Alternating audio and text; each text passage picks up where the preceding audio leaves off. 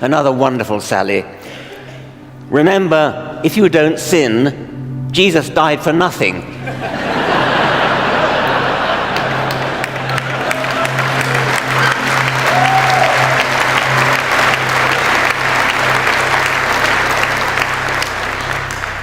On morality and the absurd myth that you need religion to be good. Do unto others is a good rule of thumb. I live by that. Forgiveness is probably the greatest virtue there is, but that's exactly what it is, a virtue, not just a Christian virtue. No one owns being good. I'm good. I just don't believe I'll be rewarded for it in heaven. My reward is here and now. It's knowing that I try to do the right thing, that I lived a good life. And that's where spirituality really lost its way, when it became a stick to beat people with. Do this or you'll burn in hell. You won't burn in hell, but be nice anyway. Professor Richard Dawkins is a scientist and writer who explains evolution and natural selection in clear, simple language. He teaches that life develops through science, not magic, and encourages people to question religion, think logically, and base their beliefs on evidence, reason, and curiosity about the natural world. Give Richard an opportunity to... I find this the most extraordinary idea. Richard Swinburne is saying that we need a special explanation for why every electron, every proton, every neutron, every particle behaves in exactly the same way. How could they not behave in the same way? They're all the same kind of thing. That's what they do.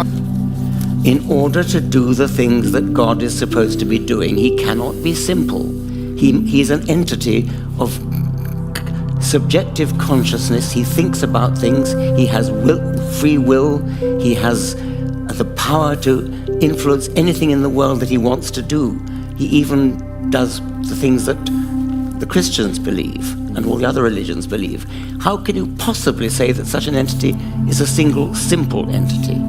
Do you believe Cain existed?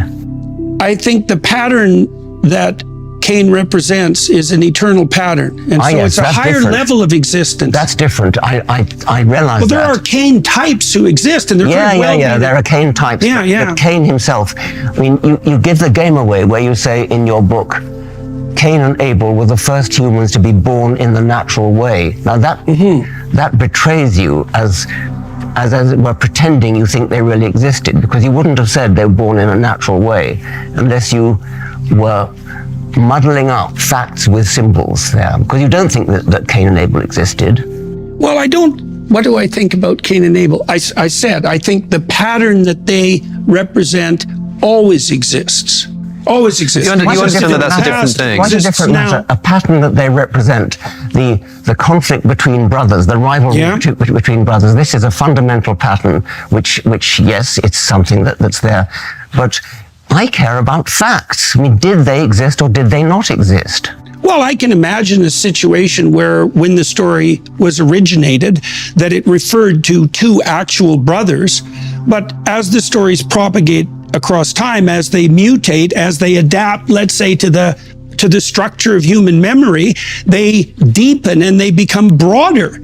And so then they become emblematic not only of the pattern of conflict that might characterize the original two brothers that the story was about, but about the conflict between brothers as such, and then the more fundamental levels of conflict that exist within human beings, which is what you see in more sophisticated literature. It's like the biblical accounts speak of fact in a factual manner upon occasion, but the biblical accounts also speak poetically and metaphorically and allegorically, and people who are sophisticated in biblical analysis have known this for centuries. The biblical literalists generally suffer from the problem that they don't even know what it means to be literalist. There's lots of unsophisticated ways of approaching a text. Okay, let's see what Professor Dawkins thinks about that. Well, I suppose I'm a literalist. I mean, and you give the game away when you say Cain and Abel were the first humans to be born in a natural way. Richard Dawkins views Cain and many biblical figures as symbolic characters, not historical people. He argues these stories reflect ancient moral thinking and tribal fears. To him, the Bible mixes poetry with violence, showing how early societies explained guilt, punishment, and authority without scientific understanding. To quote him, Science seeks the truth, and it does not discriminate. For better or worse, it finds things out. Science is humble. It knows what it knows, and it knows what it doesn't know. It bases its conclusions and beliefs on hard evidence, evidence that is constantly updated and upgraded. It doesn't get offended when new facts come along. It embraces the body of knowledge. It doesn't hold on to medieval practices because they are tradition. And the following seems to me to show an admirably scientific attitude to theology. The existence of God is not subjective. He either exists or he doesn't. It's not a matter of opinion. You can have your own opinions, but you can't have your own facts. Well, Richard Swinburne a moment ago said any scientifically minded person would believe that God is the ultimate cause. What is it about this explanation that you're not happy to entertain, Richard? Is it? Don't you know? Is it simplicity? Isn't it obvious? Is it simplicity the main point, though? Or is it just something non-physical? Richard Swinburne is saying that God is simple because he's a single entity. Yeah. How can he be a single entity if he's simultaneously controlling the universe, every particle in the universe? He's forgiving our sins. He's giving us free will. He's deciding whether or not you'll die or not on a certain day. Such a thing is not a single, simple entity. It's a highly complicated, mammoth, great, big, fat entity. How do you feel about religion influencing politics and public life? People should be free to speak their minds. I mean, I'm a great believer in free speech, and so members of parliament should speak their minds, and if their minds are influenced by their religion, then that's fine. What I would object to, I think, is the view that somehow religion has a privileged right to speak because it's religion, and I think you probably agree with that as well. If you stand up in Parliament and make an excellent speech in favour of something which religion has a view on, like abortion, say, if you make your points well and win the vote by making your points well, that's fine. But what you shouldn't be allowed to get away with is saying, because it's religion, therefore, this is what we should do. But you're using simplicity as an argument in his favour on sort of Occam's razor grounds. Yeah. It's a simple explanation because he's one entity. But he's not a simple entity. He's reading 8 billion people's thoughts simultaneously. But that's not the issue at play. It is the issue. The issue is, I kind of don't agree that this is the right argument, but I do think your point is important. It's a causal, simple thing. It's a single cause which generates all of it. That's your point of your coin example, right? We wouldn't say, oh my God, there are peaches all over the room. You wouldn't say, oh my God, some random people all came in and put peaches on the floor. You just assume there's one person. So there can be causal simplicity without the entity being simple. Having said that, whether that argument ultimately works is another thing, but it doesn't require causal simplicity for the entity itself to be simple. But the argument in favour of him being simple is that we want simple explanations. That's Richard Swinburne's point. Yeah. We want a simple explanation, and I'm saying God cannot possibly be a simple explanation. He's a very complex explanation. Let's go back to what you said earlier, which I was very interested in. You implied there's no difference between whether the text is divinely inspired or whether it evolved in progression during a series of manuscripts, presumably.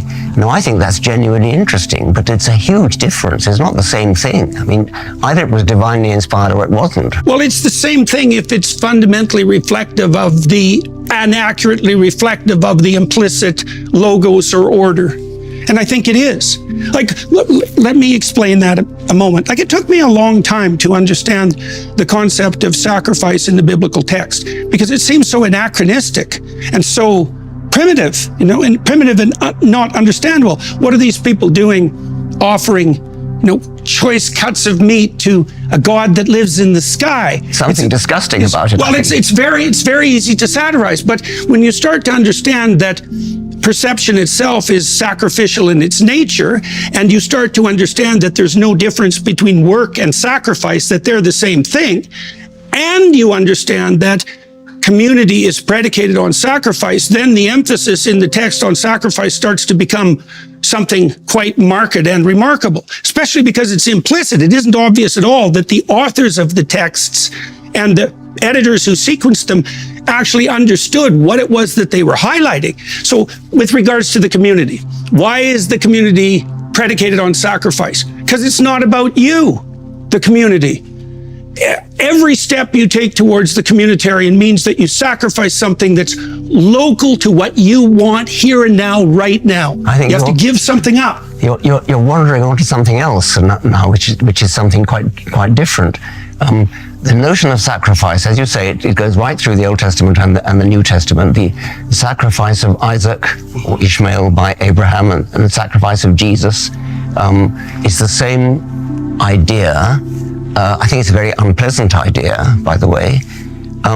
But what are you actually saying? Are you saying that Abraham did or did not sacrifice Isaac? Are you saying that Jesus really did die for our sins? I mean, do you believe that? Do you believe that as a fact, that Jesus died for our sins? If you enjoyed this video, please like, subscribe, and comment below. Share your thoughts and tell us what you think. Your support helps this channel grow.